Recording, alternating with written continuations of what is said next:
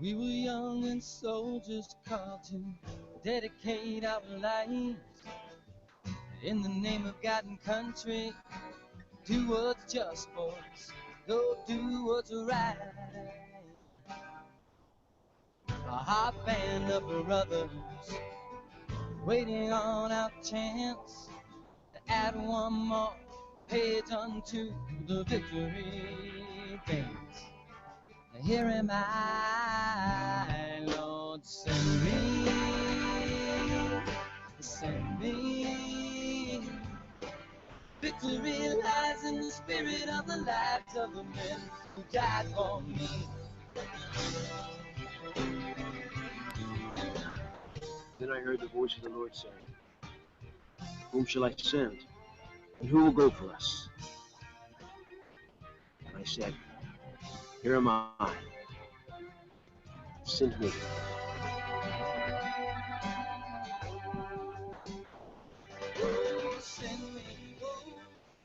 This is Michael Broderick, Marine Corps veteran, actor, and Gallant Few board member. You are listening to the New American Veteran on Vets on Media. Now, Carl, have I got a good signal here? Hey, good afternoon. Good afternoon. I'm hoping today's show will go off without a hitch. It is October the 7th, 2014, and I want to welcome you to the New American Veteran.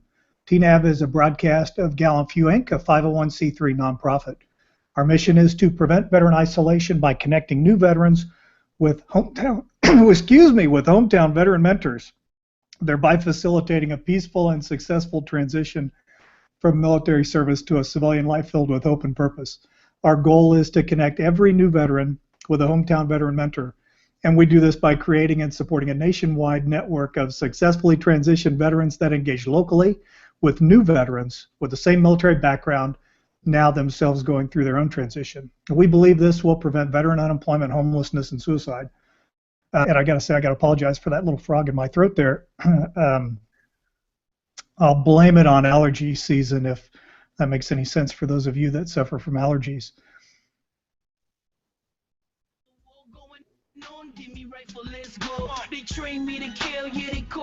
This is Boone Cutler, author, warfighter, and host of Tipping Point.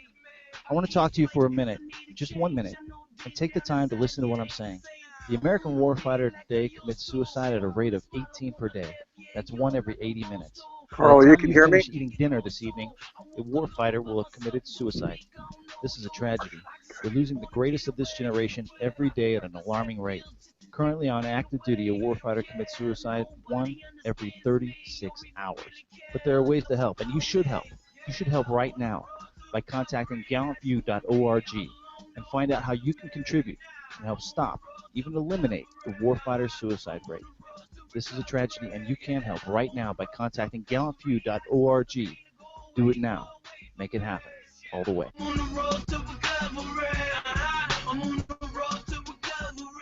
Yeah, to give you a little bit of idea how quickly times move on, Boone recorded that here just about 2 years ago.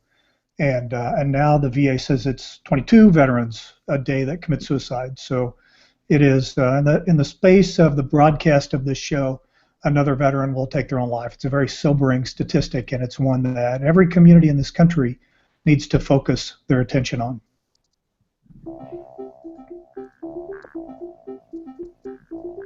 If you or someone you know is looking for a new job or career, you need to visit the pros. National Career Fairs at ncfairs.com.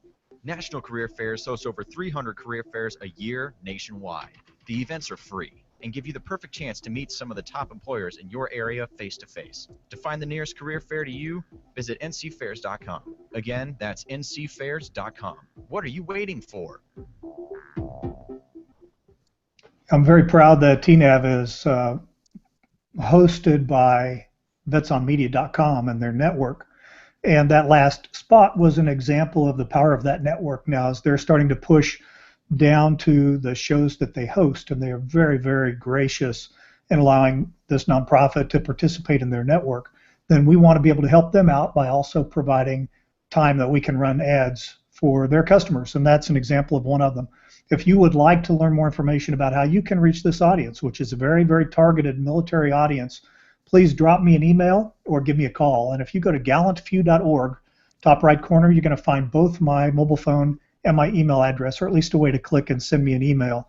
Or you can go to vetsonmedia.com and you'll find contact information there as well. We sure appreciate your support. I want to say, got a couple of announcements here real quick, and then I'm going to bring my guest on the line. The first one is a very serious one, and we learned this last week that those buttheads over in the Middle East called ISIS are holding a U.S. Army Ranger veteran hostage. And this veteran, his name's Peter Edward Kassig, and he has since being taken into captivity over a year ago. He's converted to Islam, and he has taken an Islamic name, but we'll continue to call him by the name that his parents gave him, Peter Edward Kassig, and they're threatening to behead him. And so far they're 100% on their threats. And we don't know if they videotaped all of those executions the same day and they're just releasing them at a different time period.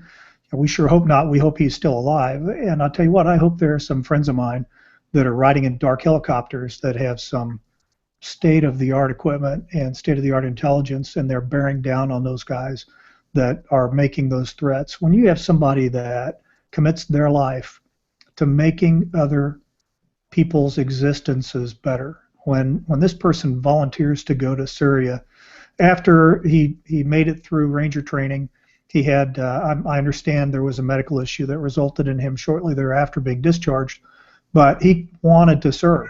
So he chose to do that by going and helping in one of the most dangerous places on earth doing humanitarian work.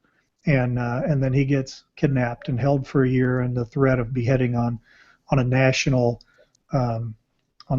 media outlet. It's definitely an atrocity. The people that do that are animals. And like I said, I hope there are some very rough men that usually stand ready in the night, but in this case they're riding some black helicopters that are heading over there to bring him home. Speaking of those rough men, a couple of days ago I was honored to be at Fort Benning, Georgia for the 30th anniversary of the founding of the 75th Ranger Regiment and the establishment of the 3rd Ranger Battalion. And and out on the West Coast, in the Northwest area, 2nd Ranger Battalion celebrated their 40th anniversary. And last month, 1st Ranger Battalion celebrated its 40th anniversary. There is a unit that is 3 battalions, actually now 4 battalions with the STB battalion, and 4 Ranger battalions and a Ranger Regimental headquarters that have made a contribution to the defense and security of this country that 99.9999% of the population will never understand, certainly will never appreciate, and they'll never properly thank. That's what this program does. We're not talking tactics, techniques. We're not talking about who's a Ranger. What we're doing is we're supporting that community, and we're bringing all the resources that we can bear to help them transition off active duty when they decide it's time to leave.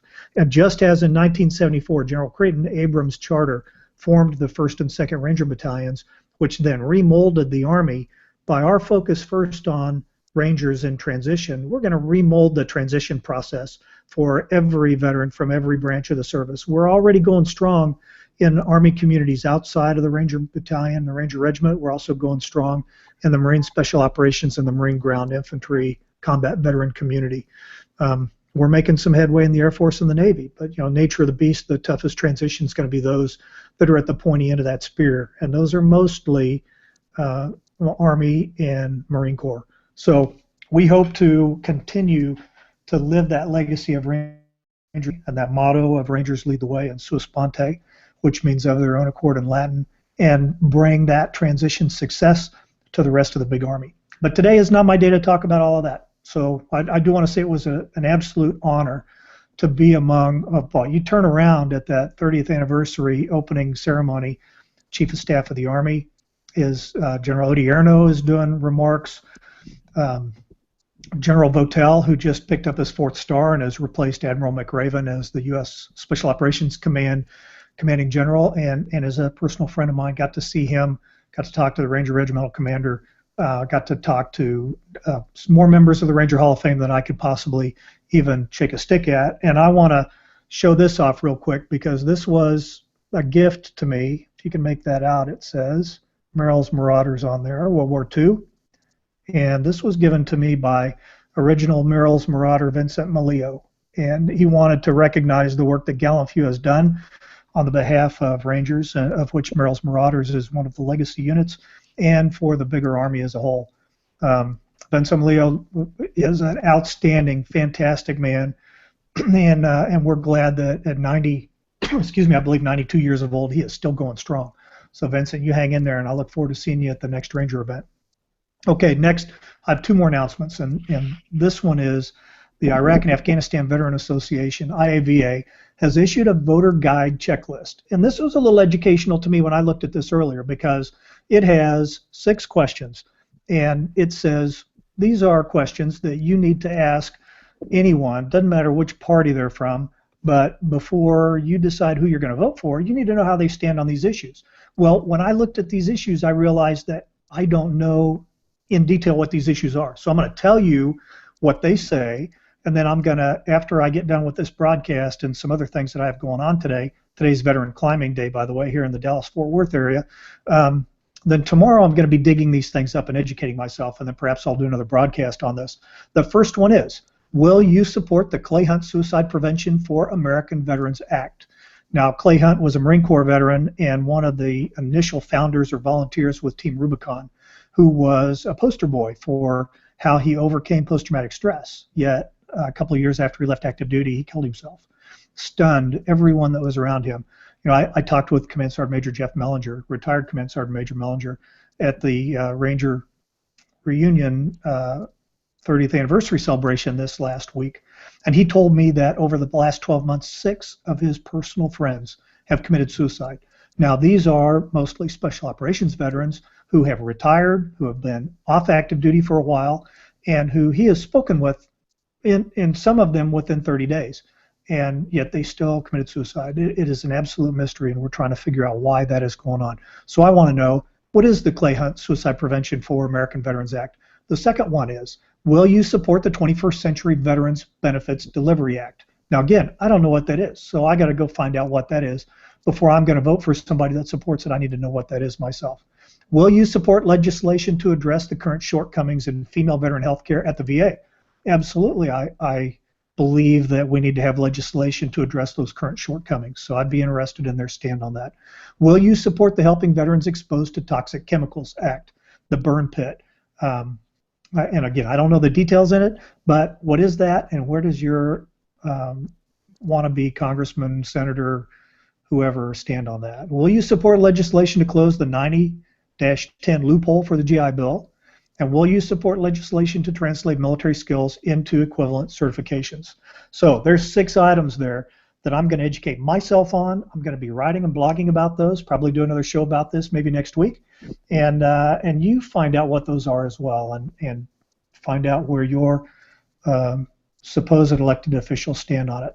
This last thing is a serious note, and I want to dedicate this show today to U.S. Army Sergeant First Class Andrew T. Weathers, 30 years old, of DeRidder, Louisiana.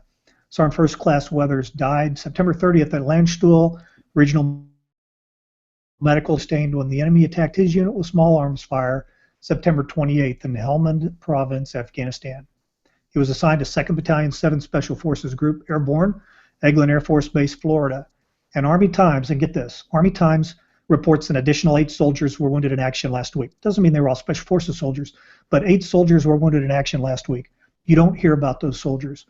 Very rarely anymore do you hear about a casualty. 15 years ago, if a Green Beret was killed somewhere in the world for a week, and you don't even hear about that in the headline news now, which is a shame. So please join me for just a second. Let's have a moment of silence in honor of Sergeant First Class Andrew T. Weathers.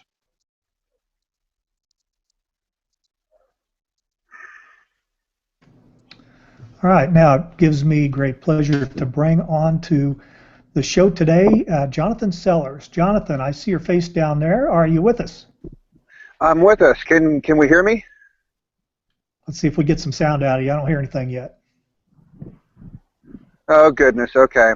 We're still having the technical issue. And I don't show you muted or anything, so. Nope, I see your mouth moving, but I don't have any sound. You're going to know that, let me see here. There we go. I see your face. Now can we hear you? Is it good to go this time? No, I'm still not hearing you. Got a great Okay, backdrop in the back, though. I'll tell you what, look turn around and off my see headphones. if you have your microphone muted, because for some reason I am not hearing what you're saying. And while he does that, I want to talk real quickly about the old Fort Lodge. And then you keep talking in the background. As soon as you make noise, your face is going to pop up on the screen so I'll know that you're with us. The old Fort Lodge is a private, non-profit corporation formed in the state of North Carolina. And they are working their process right now through becoming a 501c3. So they're compiling their corporate bylaws, membership programs, 501c3 status, and all of that good stuff. And they have some really cool things that they're doing. Okay, let's give you another sound check. Are you there? No. Nope, I'm still not hearing you. We had a little bit of a sound problem when we tried to bring him on right before the show actually started. So I'm going to keep talking while he works on seeing what he can do to unmute himself. I checked my controls, and I do not see where I can do anything to unmute. But I'll tell you what I'm going to do. I'm going to play, I've got a public service announcement that I play fairly often on this show. I'm going to play that, and while I'm doing that, you keep working on your sound, and when that sound comes up, you're going to pop up on the screen, so I will know that you are ready. So here we go with the public service announcement. It was recorded by Army Ranger veteran for Gallant Few here a couple of months ago. They teach you a lot in the service. They teach you how to stand straight and fire your rifle. Can you hear me now? They teach you respect and survival. Oh no, Carl. Test. 1 2 3 1 2 3. How to give your own. Carl, can you hear me? What they don't teach you is what happens when you come home. Carl, can you hear me? There are over 2 million people in the U.S. Armed Forces. For some, coming Carl, home can you hear me? is the hardest part. As a veteran, you are not alone. Reach out, call a valid buddy, and take the Spartan Pledge today. For more information, visit us on the web at descendantsofsparta.com.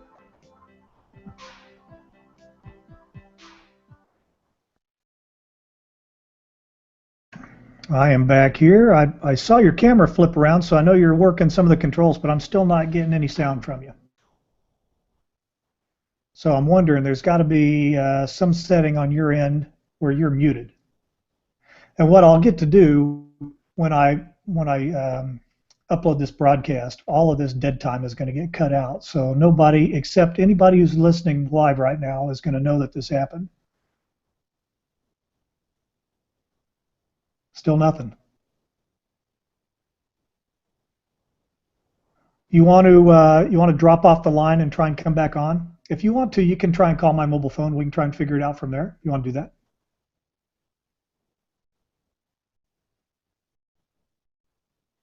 I've got a song that I can play in the meantime.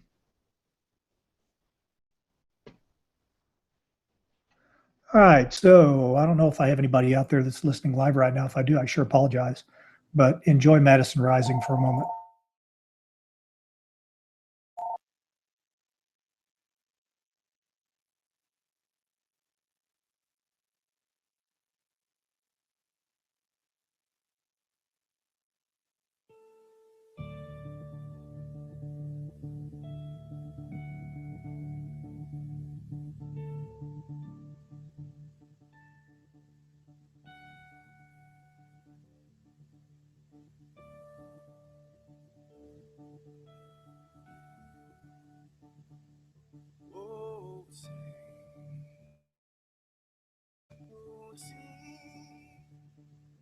By the dawn's early light, what so proudly we hailed at the twilight's last gleaming, whose broad stripes and bright stars through the perilous fight, oh, the red marks we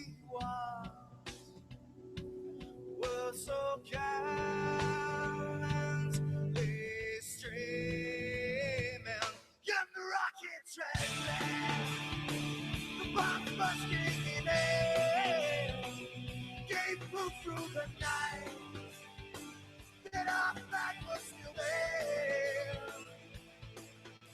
Oh, say, does that star-spangled banner yet wave for the land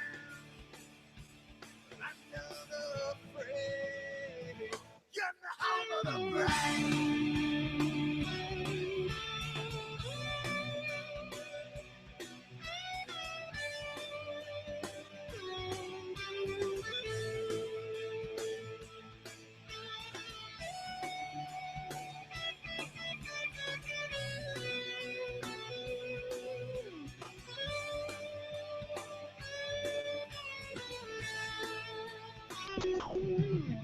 Hey, can you hear me now?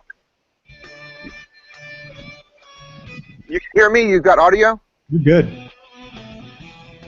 All right, let's finish the song out and then we'll go. All right, sorry about that. I'll tell you what happened later. We are the brave.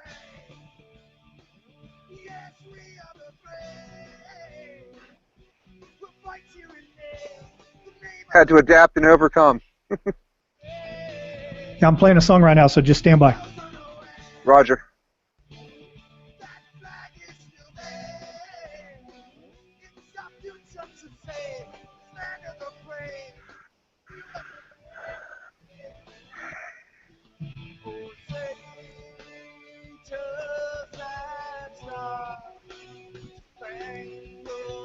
banner yet wave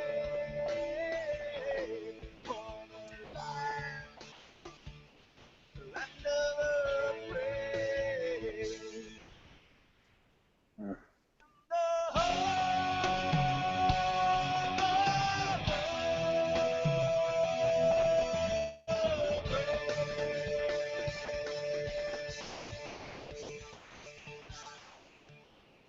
All right, when you're playing the national anthem, you just don't want to turn it off in midstream. So, Jonathan, welcome to the show. Welcome back to the show.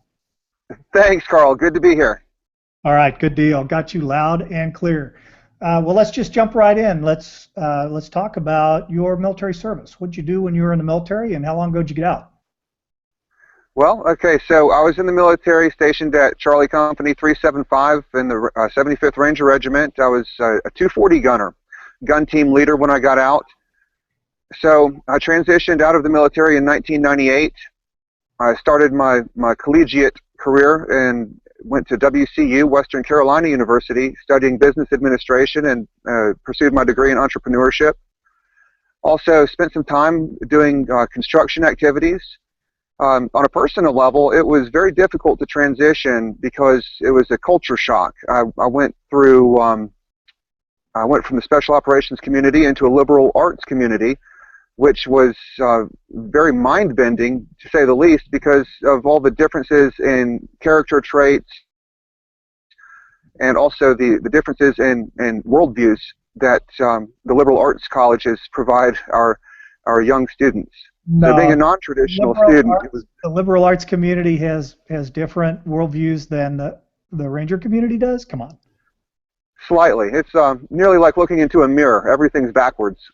You know what, though? There are some Rangers out there that are very creative, and it's so I don't want to give everybody the impression that all Rangers think alike, because you got to be pretty dang creative when you're in that environment. But it does seem that a lot of things, Rangers pretty much feel the same way about a lot of things. So anyway, even if you go to business school or you go to shoot an administration of justice program, college kids, they just think differently than Rangers do anyway. Yeah, there's a big difference between people who have just gotten out of high school and go to college and those who have served in the military or have started college later on in life. It's just a matter of experience, really.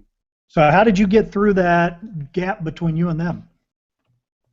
Well, I took a few years off of school. I got into just a labor position with a construction crew and learned some property management skills.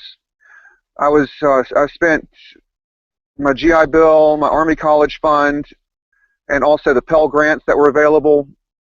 Okay, I used those to facilitate my college time, but also I needed to go ahead and provide financial support to myself and pay for my bills, all that, just like everyone else. So I worked construction and built all sorts of different skill sets up, working on various construction crews.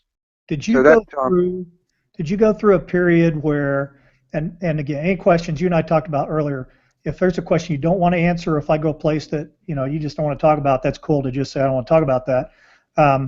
But I went through this over 20 years ago when I went through, and I've talked to some guys recently that have gone through the same thing.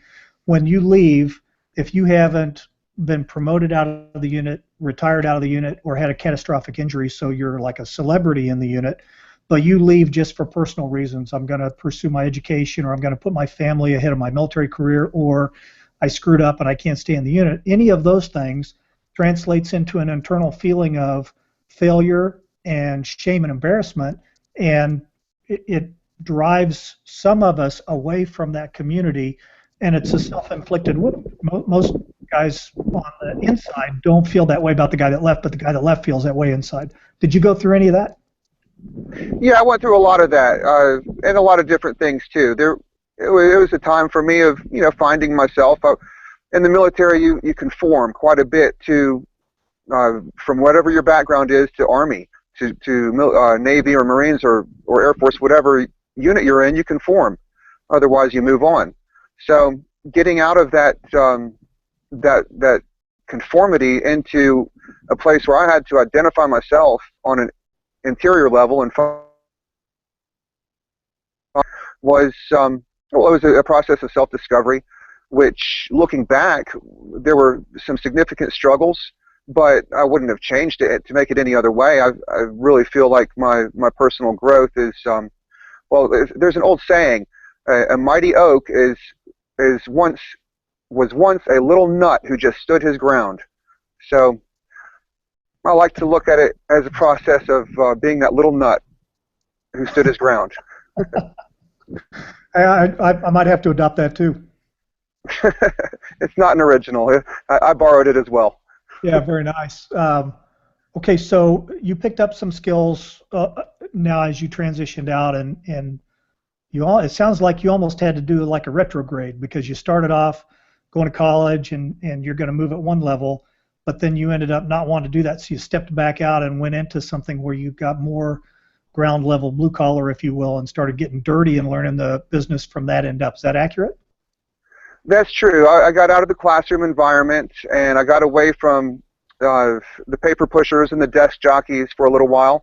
Spent a few years out on my own, and that was great. It was really good for myself to be able to just earn an income, provide for myself, and be able to get off of the welfare system with the Pell Grants and any other aid that was available. So it was good to build my spirits back up, that I wasn't a burden on society, that other people weren't nursing me along, because you're taught to be so independent in the military, or not. I don't know if independent is the right word, but you're taught to be not a burden. And with that mindset, going into a college atmosphere where everyone is supporting you and you're supposed to be plugging right along, that's just with a background in the military of a non-combat. Now, you take some of these guys who are getting out from having several years in a war theater. Well, they've got a lot of other issues that they might bring back with them on top of just culture shock. So some people call it post-traumatic stress disorder. Other people call it adjustment disorder. Maybe it's a combination of both of those things. There's just a lot of different issues that people coming out of the military have to face on a regular basis, day to day, and there are so many civilians that just don't know how to cope with the symptoms that these veterans display, sometimes out of the clear blue, some kind of flashback or anything else that causes a veteran to go into some sort of berserk behavior, or just isolate themselves, go into a downward spiral. Anything that's going to make them less productive or a shadow of their former self. One of the things I spoke yesterday with a human resource professional, And she told me she wants to volunteer and help do mock interviews for veterans, because an example of this is, there certainly are some veterans that go on the extreme for having a behavioral problem, but I think there are smaller. It would appear on the surface to be something that's very minor, but it's catastrophic in terms of getting hired and getting a job. And for her, she said, when a veteran comes into a job interview, he or she acts like they're going in front of a promotion board or a Soldier of the Month board. So they're sitting ramrod straight, and they've got their hands on their knees, and they're looking straight ahead, and they're not smiling, and they're not engaging at all. They're just waiting for a question, and they answer. They wait for a question, they answer a question. And she said, I'm trying to find out, can I develop some rapport with this person? Can we, can we kind of be friends in a work environment? And the veteran is not about that at all. So that in and of itself is something that can prevent you from getting a job, and then you're walking out of there going, man, I aced every question there, and you never get a job back, or never get a call back. So I think that's a great example of what you're talking about, but not in super behavioral problem type example. That's a great way to bring the extreme back to the normal, Carl. Thank you for pointing that out, because I've encountered that myself, where I've had lots of support from people within the company. It looks like a great fit, and then you get in front of the person for the interview, and just like what you said, there's just general rapport. People in an organization on the civilian side, they don't want you to sit there and don't speak until you're spoken to. They want to see they don't want to see the black and white. They want to see all the colors of the rainbow that make you you, which is something that when you're Army Green, all you're used to being is Army Green. So all these other colors need to come out in an interview, and the personable side of you needs to come out as well. So I'm really grateful that you brought that up, because it's very. How many veterans say yes sir, no excuse sir when they're going through questions. You got to break yourself of that. Okay, so you went through that. You went to ground level. You started developing. So now you have experience, kind of on the business running side. You have experience in some exposure to the management side, and now you've got some ground level stuff. So how are you rolling all of that into what you're doing now? Okay, so yeah, I did start my own property management business, and from that point, which I ran for 5 years before I suffered a head injury from a tree that, okay, so it knocked me out of the physical blue-collar side of things, where I was actually going and doing the own work.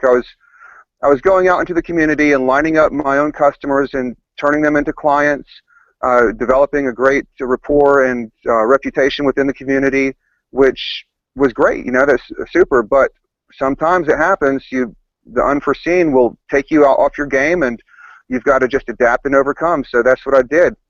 You managed the property, and then the property managed you back. That's great. Yes, it did. Sometimes the mountain might get them, but the law never will. That's the old Dukes of Hazzard song. Well, yeah, essentially the property managed me, and from that point going forward, I learned how to build websites, and I had enough support from my family and some savings to be able to move forward as a sole proprietor in website building, and lined up a few contracts, got that going, and became inspired to reach out back to the veterans and realize that, okay, hey, I've gone down this long, hard road, and I know I'm not the only one. I mean, there's hundreds of thousands of veterans that have come out of the military and had this tough road to plow. So with that in mind, I thought, well, there's got to be a systematic approach that can be taught to people who are coming out of the military. And maybe it's not a shoe that'll fit every foot, but at the same time, at least it's some guidelines and some boundaries of ways to manage your situation coming out of the military and going forward into your civilian career. You need to have a left and right limit to kind of figure out where can you ping from side to side, but still stay within the parameters. Yeah, you got to find a shoe that fits when you're stepping out into your civilian character. Yeah. So tell me about this program. Did you start the property in terms of the Old Fort Lodge? Did you start that first and then start bringing veterans into it, or did you start working with veterans and then develop that into the property concept? Well, it's actually something that I had envisioned nearly a year after I got out of the military, as to finding my own shoe that fit. Well, it included both veterans and the community at large, the local community where I'm from. There's a lot of different things that go on in this community here that could be nearly the same as an inner city community, even though we're in the country. So there's lots of people who are just dirt poor. There's lots of people who are illiterate. Things that people really just need to improve upon. So my vision was to incorporate a nonprofit community development corporation with veteran outreach for the benefit of both veterans and the local community. So they were more synchronous than one preceding the other. I gotcha. Okay. So while I had that vision going forward and through my college career, I chose a business degree known as entrepreneurship, which at the time was brand new in the college world. The university that I went to, we pioneered this program, and I studied under the professors who actually started this program, and then later on through some other professors who come from a banking background in the corporate world, so that we really had some great teachers for teaching students how to be an entrepreneur in America. What do you find in terms of a veteran? You know, most veterans, when they're on their way out of active duty, or maybe they've been struggling a little bit trying to figure out what they're going to do job-wise, the last thing that they think about is entrepreneurship and doing their own thing. Do you find that veterans have a pretty good aptitude for that? I find that veterans are self-starters. They're people who are motivated to wake up and be a part of something bigger than themselves. And in that sense, veterans have a great aptitude for being entrepreneurs. And being an entrepreneur is just a fancy way of saying providing value to other people. Okay, if Right. you can provide value to other people in some way, whether it's a lemonade stand or building computers or just serving food, anything that's going to be able to be exchanged for money would be of value, and that makes you an entrepreneur. Okay, so a veteran... I hadn't thought of it that way before. You know, I always thought, in my mind, when I think entrepreneur, I think you got to be creative and you've got to dream something up that doesn't exist before. And you know, it's like the first guy that made Pizza Hut. He was an entrepreneur because he thought of this concept that nobody else had. But what you're saying is entrepreneurship is providing a value to somebody else, whether it, like you said, a lemonade stand, mowing a yard, working websites, whatever it is. If you're able to provide a value, then you're an entrepreneur.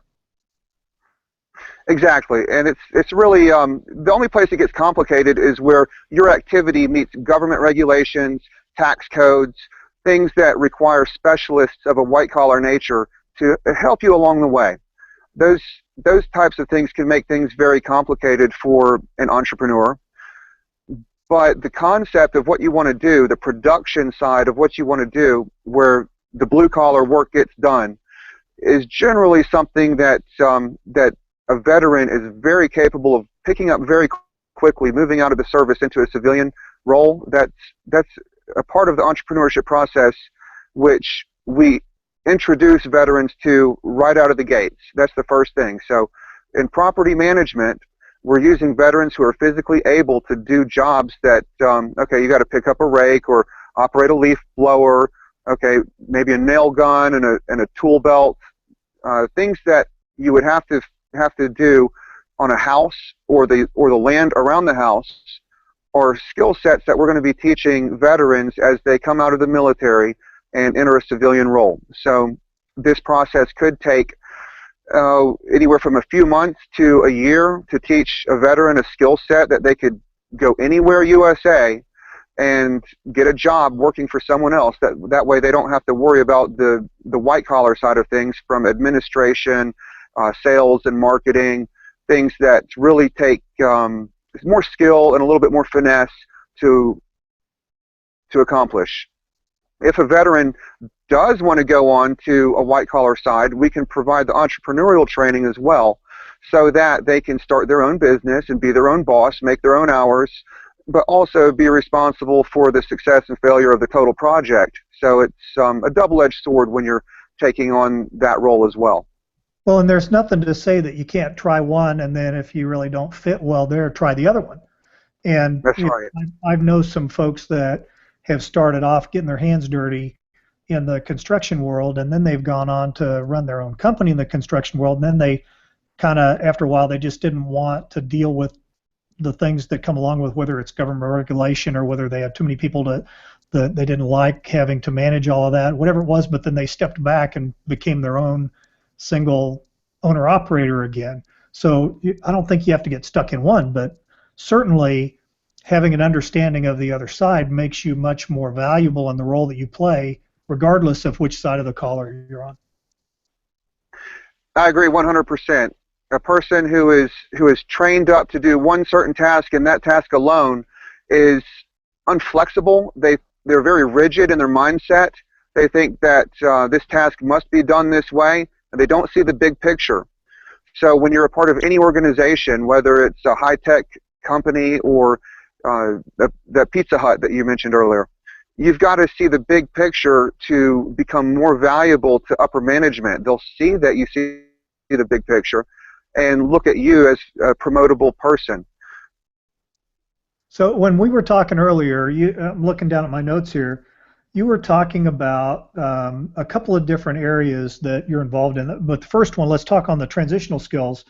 In the blue-collar side, you've got land preparation, renovations, interior, maybe it's electrical, plumbing.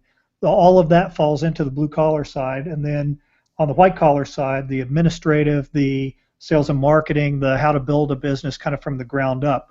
Do you have, when somebody says, I'm kind of interested in the blue-collar or the white-collar side, do you have a training track that you put them in? Do you have resources, library, online stuff? How do you get them kind of started going down that path? Well, okay, so some of the curriculum that I took in college, there's curriculum that a person could take. There are several different universities around the country, if they wanted to be able to get into a similar program. They wouldn't have to do it here.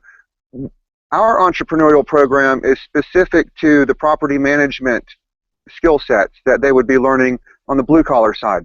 Okay. So the administration and the sales and the marketing and the production management, those are different areas of a business that any business needs to have people in those areas to do those tasks.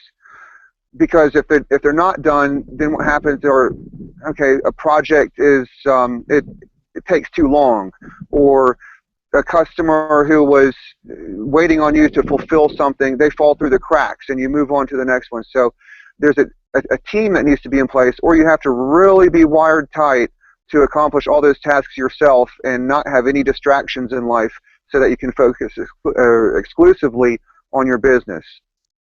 So either you need to be a part of a team or you need to be very, very focused. You have a couple of other areas that your organization focuses on with veterans.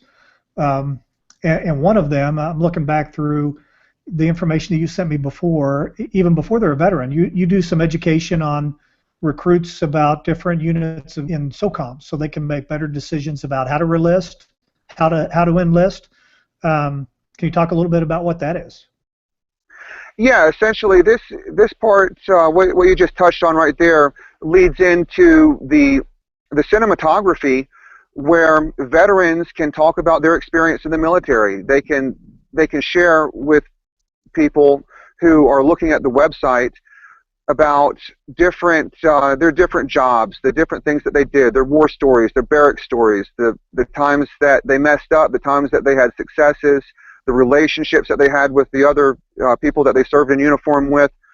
And that's it's not so much to provide recruiting services as it is a way to share with the general public, especially young children or teenagers who perhaps in America we have teenagers who lack the proper role models, sports athletes, movie stars, singers, they're all the time getting in trouble, and okay, there's a lot of them that really do great things, but that's not what you hear about in the news.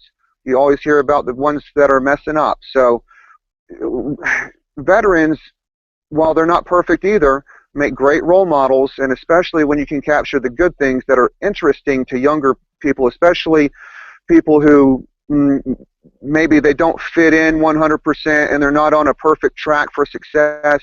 They really need to have a veteran who can say, hey, look, I got out of a bad situation when I was 18, 19, 20 years old, got in uniform, got straightened out, joined this unit, this is what we did, these are the guys I spent time with, and I'm really happy and grateful that I did that. So when a young person hears an older person, and I say older, like 10 years older than them, that's an age group that the spread of years is not so great that the young person just tunes that person out. A 15-year-old will listen to a 25-year-old, but a 15-year-old might not listen to a 45 or a 55-year-old. Yeah, I think it depends on what the basis of experience of the older person is, but one of the things that when I'm hearing in this, there's some opportunity there, I think, nationwide, especially to partner with an organization like Big Brothers Big Sisters, because they have at-risk kids that are anywhere from the age of, I think, 6 to 17 that have a parent at home, and to a lot of them follow in the footsteps of their parent. If their parent is in prison, I've seen statistics that say if you're African American and you have a parent that's in prison, you're going to prison. I mean, it's not a matter of if, it's a matter of when. But when you take somebody like that and you connect them with maybe an African American veteran who has succeeded, then that younger person says, wow, I don't have to live within the confines of this. I can emulate that, or I can look up to that person. So that's cool what you're doing. I like that a lot. Thank you. We've gotten a lot of support from anyone who hears the idea. They nod their head and say, wow, that's great, or they want to get really involved with it. For instance, we've got some guys who have come out of the Ranger Regiment and have really latched onto this idea. I'd like to mention a few names personally. There's Ryan Picu, who you're familiar with. There's Chris Bemis. There's Michael Schlitz. They're all very supportive of this. Then also we have a cinematographer who has produced some outstanding work. And I'd like to segue with him into the other portion of the videos. His name is Mariano Lord. You can look him up on YouTube with Titans of Neptune is one of his, The Water's Edge. So Mariano and I were speaking earlier today, and he's very excited about what we're doing, because when moving away from the children, we'd like to honor the fallen comrades who have given everything. Their families, they didn't get to see their son, their daughter, they didn't get to see their husband, their father, brother. That person who they sent off to the military died in combat, maybe even they committed suicide, and their family has no understanding of why their loss was significant. They have no meaning except for the flag and the plaque that is on the wall, the pictures, the memories. So what we'd like to do to really help out the families of our fallen comrades deserve to have video testimony who served with our fallen comrades. Video testimonies are a great way for a soldier who served with a fallen comrade to share the meaning of that person with the families who lost that person. And Mariano Lord has a great talent for capturing the meaning and the honor, which is a cinematography skill that is going to really help us out in our endeavor. Yeah, that's amazing. That's a great project, and I got to throw in right here, because I think you and I talked about ways we can collaborate on this too. But a few months ago we rolled out in a soft launch airbornerangerintthesky.com, and our intent there was within the Ranger community to be able to honor and memorialize any Ranger that's died for any reason. Doesn't matter if they're 90 years old, died in a nursing home, or if they were 19 and died, in Korea. We want their comrades, their family, their friends to be able to upload memories, Video has been something that I ultimately want to be able to do. We haven't quite got to that yet, but we're able to upload stories and pictures and things like that now. And some of the family members that have seen that are very, very appreciative of it. I'm glad to hear that you've gotten good feedback already. We're trying to help out a few Gold Star moms who need some help with finding pictures of their child. Sometimes the families really just have a harder time than even the soldiers who served with the people who they lost. So connecting these people is nearly like a way of reuniting a family, connecting the soldiers who served with the fallen comrades with the families who lost our fallen comrades. It's almost like having a little family reunion without our fallen comrades. Yeah, sure. Hey, we're coming up on close time here. How can people learn more about what you do? You want to talk about your websites or what's your outreach there? Yeah, the two websites I would like to mention are realamericanheroes.tv. If you can hear me over the geese flying, realamericanheroes.tv. And then the other is theoldfortlodge.org. These two websites will be representative of what we're working on, and we're even contemplating adding a third website known as fallencomrades.org, which we own the name to right now, but it's completely undeveloped, and perhaps it's better from the eyes of the public to see the missions of Real American Heroes with the ETS transition process separate from honoring our fallen comrades. So we're looking at putting two different names for those different endeavors. Well, nice. I'll make sure and include those on this when I process the video. We'll get those URLs stuck on there. Anything else you want to give a shout out to a Ranger buddy or anybody else real quick? Charlie Company 375, Charlie Rock. All my second platoon weapon squad buddies, you're out there. I miss you guys. I hope you're doing well. So Rangers lead the way all across the board. That's why the realamericanheroes.tv website is starting out with the Airborne Ranger community. Very nice. Very nice. Well, and I'm looking forward to seeing that develop, and we'll have to bring you back on here and just focus one show about that. Thanks, Carl, for having me on. A pleasure to be here. Jonathan, it's great having you here. Thank you. Let's see if I can get Boone's Spartan Pledge to play here. Yes. No, look at that. It's going to do it to me again. I'm going to prove it this time. Look, you can see his face, but you can't hear him talk. That is very unfortunate because that's a good man right there, and that is a great message. So looks like I'm going to have to try and do that at some point in the future. I think I covered, I forgot one very important thing. This Saturday here in the Dallas-Fort Worth area, we're going to have, apparently, you know, I'm a oldster now, so these young whippersnappers like to have what they call workouts of the day. And they've got folks that subscribe to, and so, in some cases even pay for, the workout of the day. And Jay Johnson, who is the trainer for the Dallas Cowboy Cheerleaders here in Dallas, has, in conjunction with a Gold's Gym that's located in downtown Dallas, this Saturday morning is holding a workout of the day in honor of Gallant Few and Run Ranger Run and the Spike Vow Challenge. So this runs through just another, it might end this weekend, but it's coming up here on a stop here pretty soon. And we were selected by Spike TV and CrowdRise with 7 other veteran charities to participate in this fundraiser.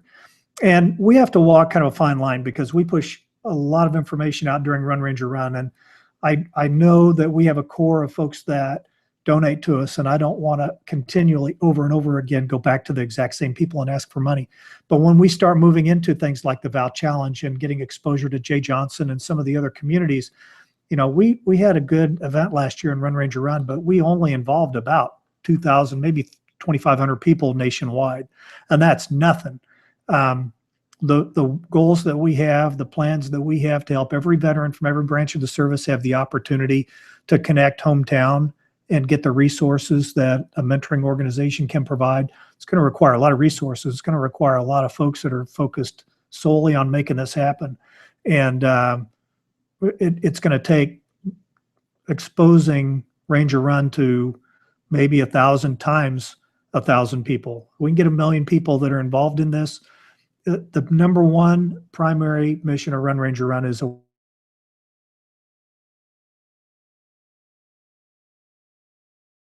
we're connected and understand that. Shoot, maybe I can go back to the civilian economy and do something else. But I continue to work on challenging. I had a phone conversation an hour before this radio broadcast started about communities and how did they take responsibility for veterans that are transitioning home. And for the most part, they do not. If you go to yourcommunity.gov, look at your town's website. Is there a link on there anywhere that says veterans are welcome in this town? And here's how we're going to help you reintegrate. Do they have something like that? I'll bet you $100 they don't. So let's start getting them challenged and motivated and helping them get that stuff set up, because the best possible way to transition a veteran home is for the people that are already in that hometown to help make that happen. They all want to do it. They just don't know how. They don't know how to connect with the veteran. They don't know how to make it happen, but we do. So you can help us through Run Ranger Run by doing that. So anyhow, I got off on a little tangent. RunRangerRun.com there for the VOW Challenge. If you're in the Dallas area, by all means, come out and join us. You will pay a registration fee to participate in that workout. But guess what? That registration fee registers you for Run Ranger Run. So you get all the goodies that come with registering for Run Ranger Run. And this year we have some things that you're going to like that are specific to Run Ranger Run. We got a little bracelet and some other things that are pretty cool. So if you're not in the Dallas-Fort Worth area and you still want to participate, you can do it virtually at any gym across the country. So take a look at that, runrangerrun.com, find the VOW Challenge, and join us this Saturday as we do that workout. I got other stuff next week. I'm going to be in DC, so my broadcast schedule is going to be a little off. I'm not sure exactly when or if there's going to be a show next week, but I've got Marty Scoveland coming up here pretty soon to talk about his new book that talks about Rangers in combat post 9/11 that everybody's real excited to see come out. So thanks for joining me on the show today. May God bless those men and women that serve this country, the veterans of all of our conflicts, those that have lost and those that are hurting, like those wounded that happened last week that nobody knows about. May God bless and protect all of them. And God especially bless and protect those Rangers of the 75th Ranger Regiment, those rough men that stand ready in the night to visit violence on those who would do us harm.